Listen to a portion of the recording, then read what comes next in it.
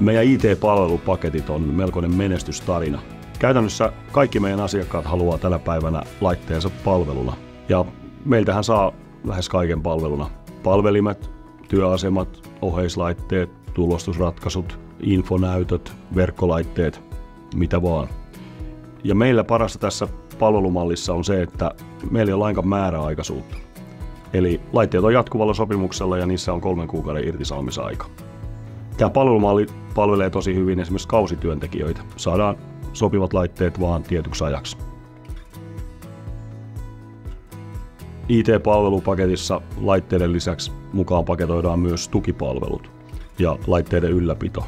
Näin me varmistamme, että laitteet on aina hyvässä kunnossa ja me vaihdetaan ne sitten elinkaaren lopulla automaattisesti uusiin.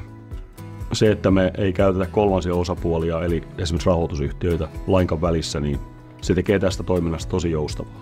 Tässä palvelumallissa on tosi selkeä roolijako. Me omistetaan laitteet, me halutaan pitää ne hyvässä kunnossa ja käyttäjä sitten vaan käyttää niitä. Parhaimmillaan meillä asiakkaat vaan ilmoittaa, että nyt tulee uusi työntekijä tämmöiseen työtehtävään, laittakaa hänelle sopivat laitteet. Ja homma toimii. Tässä palvelumallissa kyse on siitä, että tämä on meidän asiakkaanne helppoa. On tilanne mikä hyvänsä, hankinta, käyttö, ongelmatilanteet, niin kaikki sujuu aina tosi helposti. Me hoidetaan asiat taustalla ja asiakkaalle jää se käyttäminen. Mutta sitten on helppoja myös meille, koska me ollaan meidän päähän standardisoitu se, miten me tämä asia hoidetaan.